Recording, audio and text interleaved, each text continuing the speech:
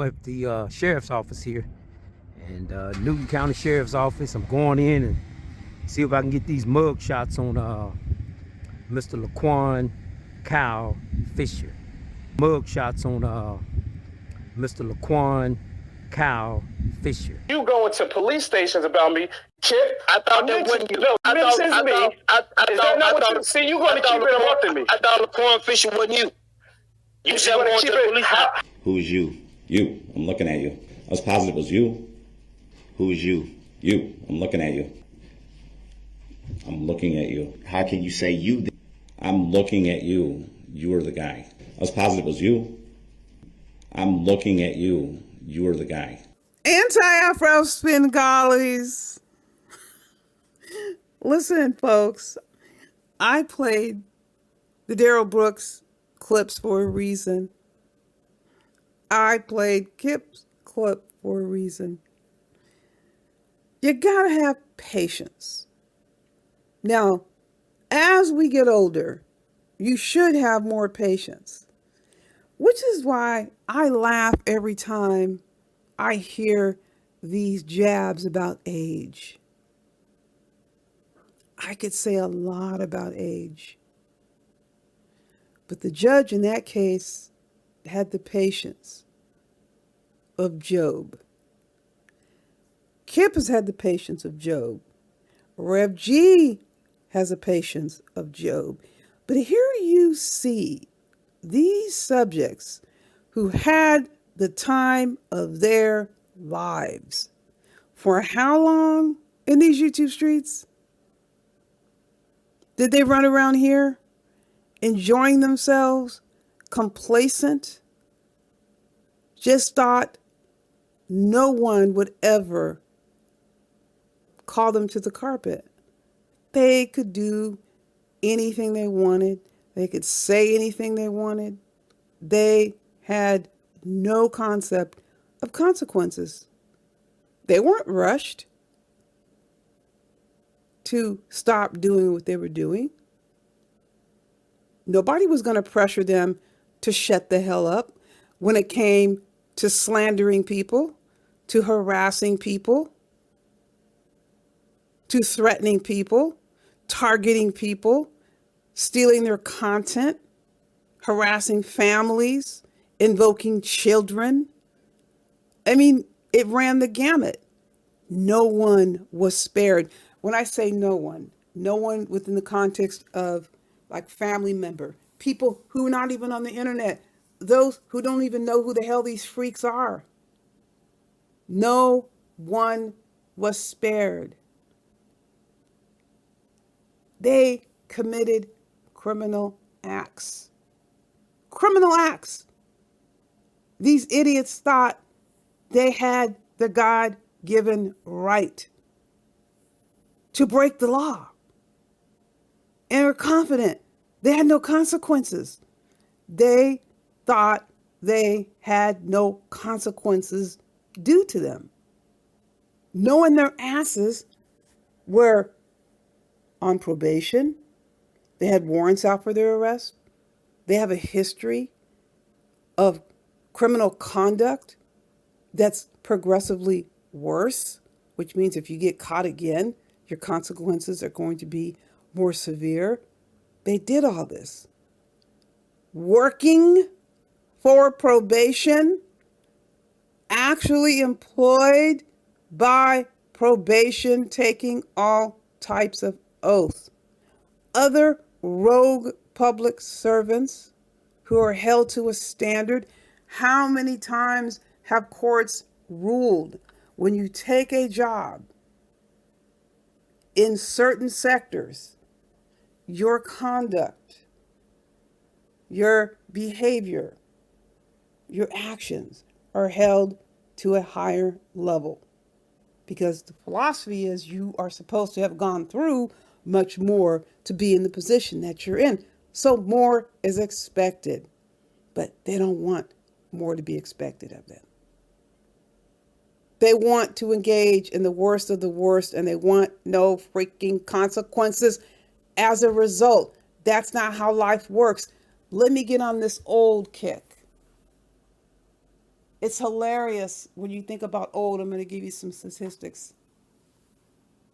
As far and as long as I can recall, because I keep up with statistics, I don't ever recall the average age of any adult being on probation being over the age of 40. Those ages have always been under 40, mid 30s, somewhat kind of creeping up to 40, but it's never reached the age of 40. So if your ass is on probation and you're 40, you are old. You are entirely too old to be doing this shit. You shouldn't have your ass on probation at age 40. You shouldn't have been perpetrating crimes at the age of 40. Now, somebody can be well on their way, finishing up because they're reform minded, but we're not even there. The freaking nerve to be calling folks old, still on drugs, still destroying your body, still engaging in the same old freaking bullshit. And the nerve to call somebody old. 40s, mid 40s is not spring chicken territory. It's hilarious, especially you see these subjects running around YouTube in their 40s with all these ailments. And one of the most deadly ailments they have, substance abuse dependency, the most deadly of all ailments. Alcohol is at the top of the list. It is one of the most deadliest drugs you can become dependent on, especially when you combine it with other substances. And they're running around talking about other people are old. Let me tell you what happens to those who consume alcohol in excess. Not just consumption, in excess. It damages your organs, your internal organs. You want to call folks old. Your organs are probably 4 times older than those who drink in moderation or who don't drink at all. It's extremely destructive. I wouldn't step back in time for no amount of money compared to these freaks you have here in these spaces. They're dependent on these substances, very self-destructive, and calling other people old. You hear them talking about their ailments, back problems, pot bellies, bad ankles, bad knees, bad backs.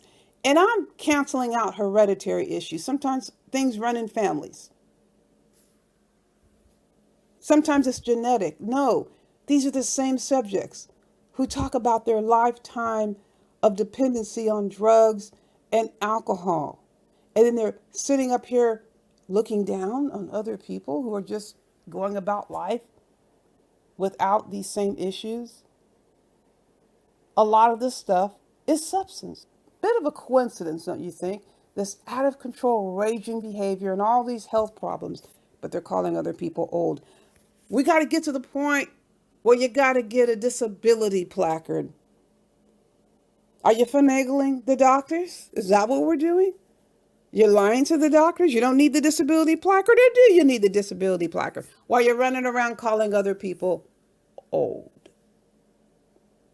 Got to make up stories about yourself. Running up and down these YouTube streets, not fulfilling your obligations. Still on probation after having committed your first felony at 19, you're in your mid 40s, and you're calling other people old. What have you accomplished? It's all relative to what you've achieved in life. Is this what you want out of life? To have no high school diploma? You have to lie about owning a business versus actually owning a business. I mean, come on. Can you live with yourself? But now it's hurry and get it over with. Hurry up and stop harassing me. Hurry up and tell me what you're going to do to me. Nobody has to hurry and do anything because they took their time when they violated our rights and they enjoyed themselves every step of the way. They were not going to stop until the white man got up in their ass. So come what may. Come what may. There isn't a person out there with an ounce of self-respect or dignity that would shoulder a scintilla of guilt defending themselves against threats and harassment. So you can go ahead and try to shoulder people with your burdens. It is not going to work. Nobody has to tell anybody what they're doing. Now, this is what I found so thoroughly disgusting, that a therapist is trying to guilt somebody for defending their rights. What kind of shit is that? I have my stance personally. If I'm going to help someone professionally, it is their choice if they want to report personally or not. Now, if it's a mandated report, I am obligated to make a report. But if it's something they don't want to pursue, that is their choice. But there is not going to be any shaming someone who reports or not. So for a therapist to come online to shame and castigate someone for accessing the justice system, that is highly unethical and actionable. But we know that about Dumpsy D. Durrell. This is the most unethical rogue public servant I have ever encountered, trying to impose, in the negative sense, values. And I get it because it hits close to home. Because he came on here eviscerating every standard imaginable and suffered because of it. Professionally, consequences. He can say whatever the hell he wants. You're the one who's had contracts revoked. I haven't ever had a contract revoked. Never, ever. All of my audits are in the 90th percentile, except for one when I got started early. I think at 85, way back in the day. 90th percentile, every single one of my audits. And we know what Dumpsy's audits look like. Medicare fraud. It's a matter of record. Public discipline. Permanent record. And there's some other stuff that has gone on that I am legally restrained from even mentioning. Can't mention it. I have the gag on me. But there have been other things that I'm not gagged about. He has suffered horrendous consequences because of the shit he has done. And you're going to get on here and sit here and try to tell somebody what they can do, what they can say, what they can put out to whoever they want to put out. You can record someone who is working publicly. She recorded her conversation. So why wouldn't KIP be allowed to record it? So what if he wants to post it? I have a 4-minute conversation with the same woman. If I want to post that conversation, I can post it. It's not a private conversation. I can't even tell you, where in the hell did you go to school? You had some mentors, if you did, that were the worst mentors, or you didn't take the lesson. Blame me. Poor me. And as far as fold-up body, only an idiot would think fold-up body had any leverage. Only in fairy tales do goblins have any power. Goblins don't have power. Here you got somebody else with warrants. How is somebody with warrants gonna exert any power? He didn't deserve any recognition. But I could see if someone is on probation and they don't want someone calling their probation officer, I could see them slipping some chump change to try to get this munchkin, or what do you want to call, goblin, not to call. Meanwhile, he's the one whose family apparently is on his ass. How are you going to try to scare somebody with some text messages? It's ridiculous.